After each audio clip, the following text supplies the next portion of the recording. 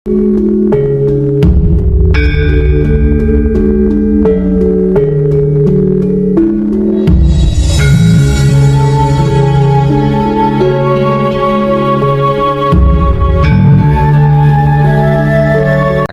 kinasiku sekalian, percayalah, tidak ada yang bisa menghindari atau menolak, apalagi mengusir ego di pikiran atau otak, pamrih di hati atau batin, dan arogan di kelamin atau syahwat manusia yang sedang mencintai duniawi.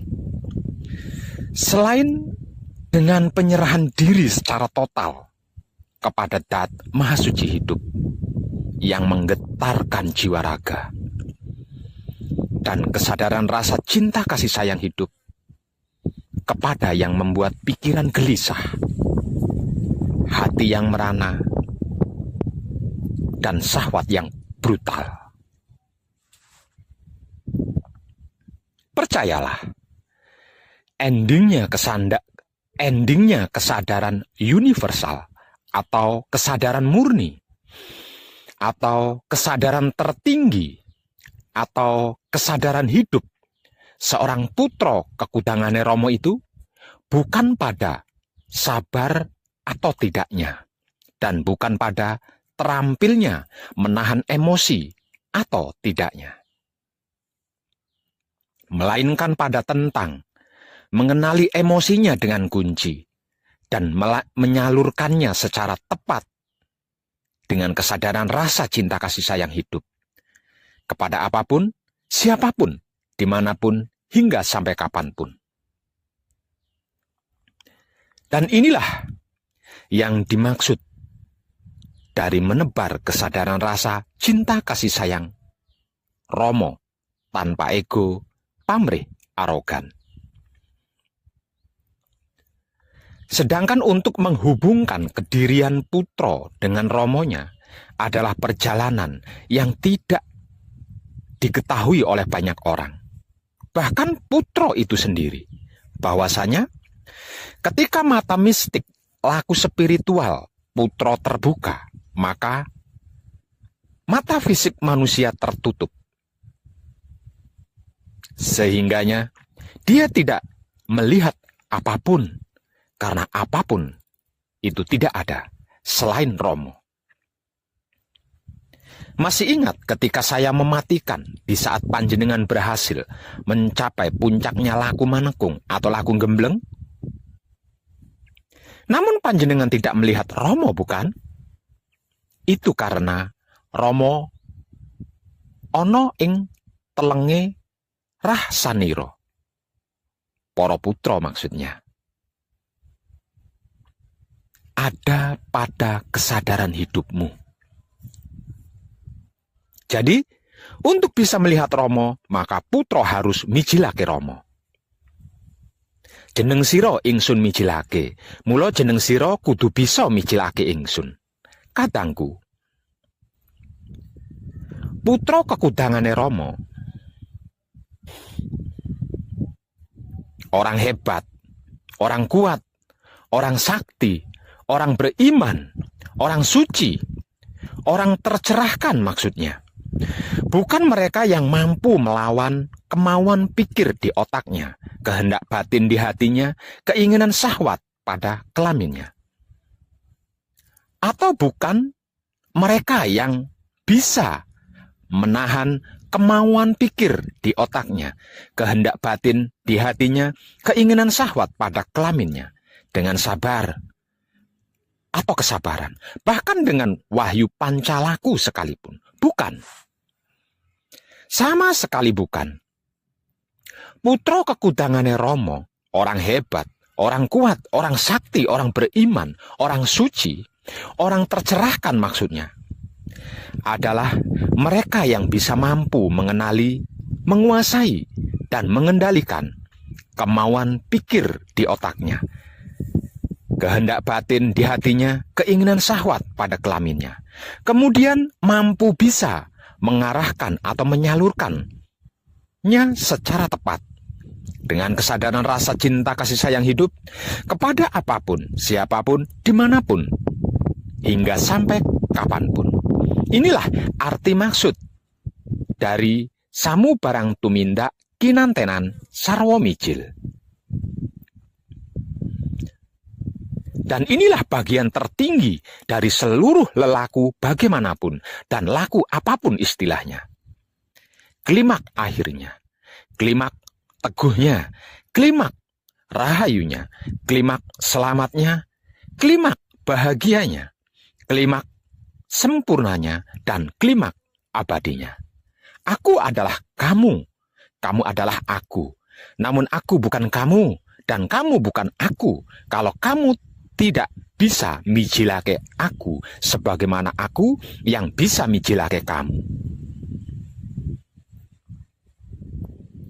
Para kadang kinasiku sekalian, betapapun pintar dan pandai atau fasih serta lihainya seseorang berbicara tentang keilmuan dalam hal dan bidang apapun, terutama tentang ilmu agama, jikalau masih ada kebencian, sirik, iri, dengki, buli, hasut, fitnah, dan dendam,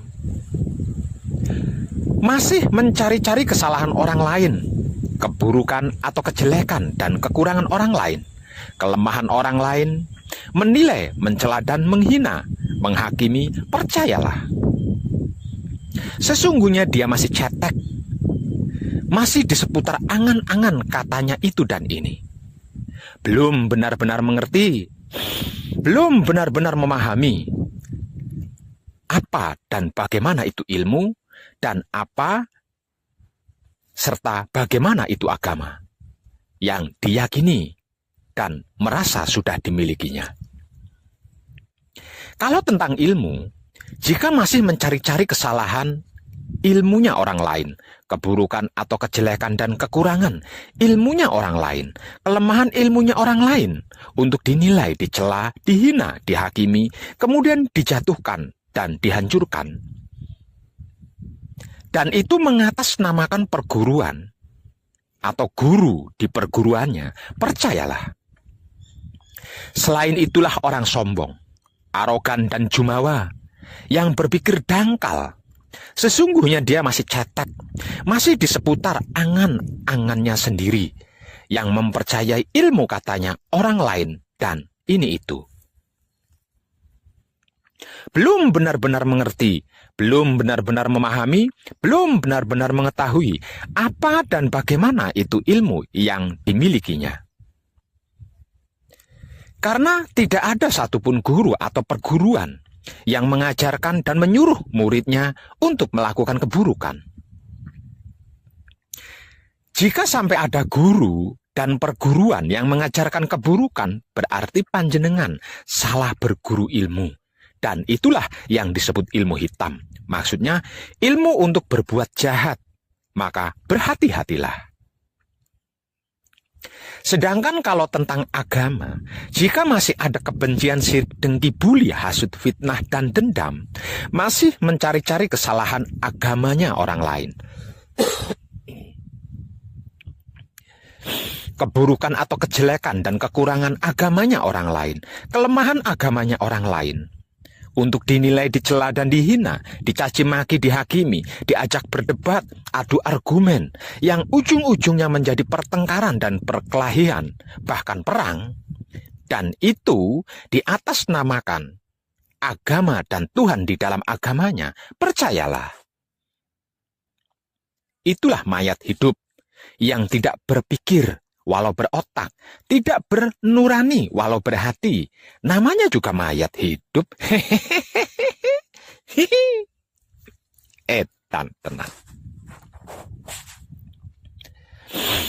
Sesungguhnya dia masih cetek, masih di seputar angan-angannya sendiri, yang meyakini katanya orang lain dan itu ini. Belum benar-benar mengerti, belum benar-benar memahami, sehingga belum mengetahui apa dan bagaimana itu agama yang diyakininya.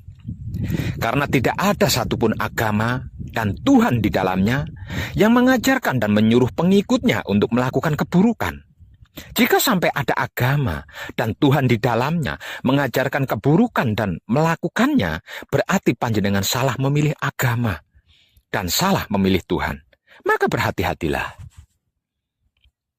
Jadi, kalau ada kiai ustadz atau ustazah, dai, bahkan habib atau syekh sekalipun, pendeta, pemangku, biksu, dan sejenisnya dari keyakinan agama panjenengan masing-masing, jika berbicara lantang dan lancang, melontarkan kata-kata kebencian, cacian, makian, hinaan, celaan pada keyakinan lain, agama lain, atau orang lain, dan apapun itu, di depan panjenengan-panjenengan, apalagi di sebuah majelis taklim atau majelis akbar, dan lain-lain sebagainya, jangan lama-lama, apalagi sampai mengikutinya. Cepat pergi dan tinggalkan dia. Karena selain dia sedang mendustai panjenengan, dia sedang memprovokasi panjenengan agar supaya panjenengan bisa dijadikan kambing hitam dan korbannya untuk mencapai misi dan visi pribadinya. Sekalipun dibungkus dalil dan ayat-ayat serta firman-firman dari kitab suci agama yang panjenengan anut, yakini kebencian tetaplah kebencian, keburukan tetaplah keburukan, karena dalam kitab suci apapun tidak ada dalil dan firman yang berayat berkebencian, sirik, iri, dengki, buli, hasut, fitnah, dan dendam, mencari-cari kesalahan agamanya orang lain, keburukan atau kejelekan dan kekurangan agamanya orang lain, kelemahan agamanya orang lain, itu sama sekali tidak ada. Saya yakin panjenengan cerdas dalam hal ini. Artinya, panjenengan bisa mengerti dan memahami mana kata-kata tulus dan baik, mana yang tidak.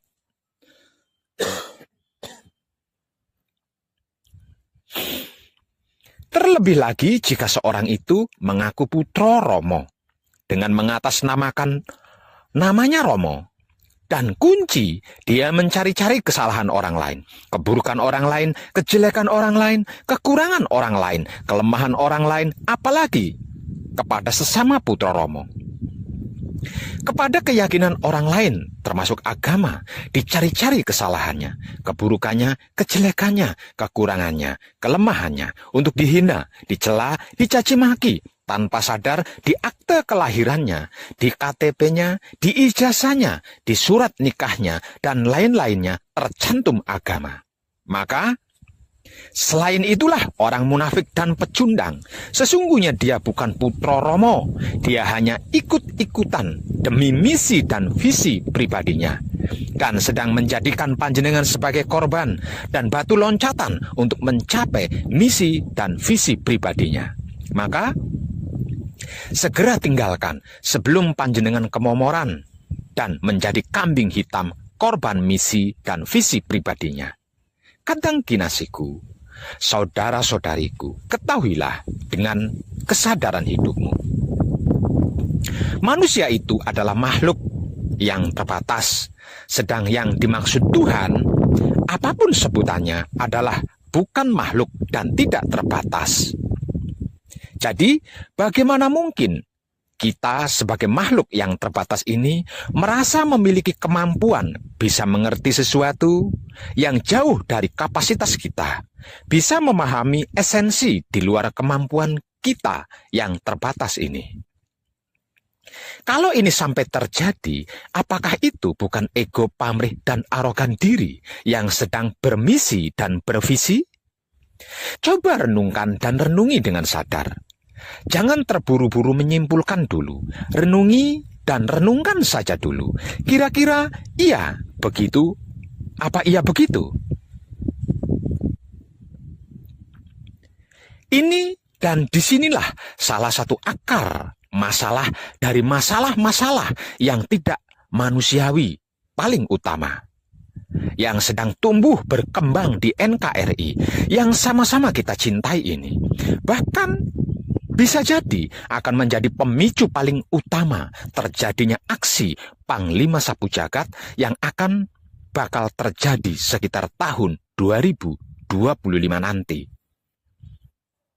Sebab dari pengertian dan pemahaman makhluk terbatas ini, akibatnya tidak sedikit jumlahnya orang-orang terjebak dalam cara berpikir di mana mereka memanusiakan Tuhannya.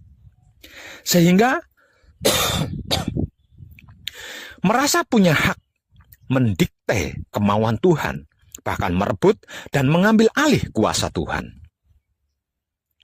Konyolnya lagi, merasa mampu melindungi Tuhan dari berbagai macam ancaman dan menjaga harga diri Tuhan dari orang-orang yang menghina dan mengancam Tuhan. Merasa tahu apa yang Tuhan pikirkan dan merasa punya hak wewenang bertindak atas nama Tuhan. Hingga pada akhirnya, kelemah lembutan pemikiran manusianya dan kesadaran hati nurani makhluk terbatasnya berubah menjadi sifat arogansi dan sikap radikalisme yang berkelakuan tega dan kejam. Membabi buta menghancurkan apapun yang dianggapnya pesaing dan penghalang misi visinya. Inilah bahaya besar yang sedang mengancam NKRI kita saat ini dan sudah terjadi di beberapa titik daerah dan wilayah NKRI kita. Mengatasnamakan Tuhan untuk kepentingan pribadi dengan cara mendogmakan prinsip hidup yang sebenarnya tidak ada di dalam kitab suci agama apapun. Kepada seluruh generasi muda NKRI yang sedang haus ilmu dan masih berdarah panas. Ini adalah akibat dari sebab para guru-guru, para pembimbing, kiai, pendeta, biksu atau bikuni, pemangku, dan entah apalagi sebutannya, yang sebagai pengajar dalam masing-masing agama atau kepercayaan, yang menyampaikan dan mengajarkan kitab sucinya masing-masing agamanya dengan tidak jujur apa adanya, melainkan dengan misi dan visi pribadinya, bahkan politik di dalamnya. Untuk seluruh para guru-guru, para pembimbing, kiai, pendeta, biksu atau bikuni, pemangku, dan entah apalagi sebutan dalam keyakinan agama apapun, kalau mempunyai misi dan visi pribadi, dimohon jangan menggunakan agama sebagai tameng dan mengatasnamakan Tuhan. Masih ada banyak cara dan teknik lainnya. Kalau tidak tahu dan tidak bisa, datang temui Wong Edan Bagu. Nanti saya ajari cara dan teknik mencapai misi dan visi dengan baik dan tepat. Dijamin berhasil dan gratis belajarnya. Jangan korbankan generasi anak bangsa NKRI kita yang tak lain dan tak bukan adalah saudara-saudari panjenengan sendiri, bahkan anak cucu keturunan panjenengan sendiri. Sekali lagi, jangan memanfaatkan agama apalagi mengatasnamakan Tuhan untuk keinginan pribadimu. Itu pengecut dan pecundang namanya. Dalam kehidupan dunia ini, silahkan. Hiduplah sesuka pikiranmu, tapi ingat kau akan mati. Cintailah apa saja sesuka hatimu, tapi ingat kau akan meninggalkannya. Berbuatlah sesuka kelaminmu, tapi ingat kau akan dibalas. Paling lambat awal tahun 2025 nanti, yang tinggal beberapa tahun lagi loh. Semuanya, segalanya bahkan seluruh kemunafikan yang mengatasnamakan agama, pecundang yang mengatasnamakan Tuhan, dan para pengkhianat kebaikan akan dihancurkan. Tidak percaya? Awalannya ini sudah terjadi loh. Perhatikan saja di sekelilingmu. Bagaimana keadaan sikonnya orang-orang munafik yang mengatasnamakan agama, pecundang yang mengatasnamakan Tuhan, dan penyuka keburukan yang tidak berkemanusiaan. Perhatikan. Untukmu yang sudah sadar dan bertaubat serta sudah memperbaiki laku diri, kita tunggu bersama-sama puncaknya ya. Kita saksikan apa yang akan terjadi bagi mereka yang tidak segera bertaubat dan memperbaiki laku diri, yang masih hidup hingga tahun 2025 nanti. Namun, tidak mau sadar diri dan bertaubat serta memperbaiki laku. Edan tenan. Hmm. Tercerahkanlah kita semuanya, dan salam setuhan penuh cinta kasih sayang dari dalam lubuk hati saya, wong edan baku yang paling dalam. Selamat, selamat, selamat, rahayu, rahayu, rahayu, damai, damai, damai tentram. Saya wong edan baku ngaturaken sugeng rahayu lir ing sambikala amanggih yuwana. Pinayungan mring ingkang maha suci. Basuki yuwana teguh rahayu selamat. Berkah selalu untuk semuanya tanpa terkecuali. Terutama para sedulur, khususnya para kadang konto dan kanti anom serta sepuh saya yang senantiasa direstui yang dat maha suci hidup. Om Santi, Santi, Santi, Om. Wassalamualaikum warahmatullahi wabarakatuh. Terima kasih, terima kasih, terima kasih, dan salam kebajikan.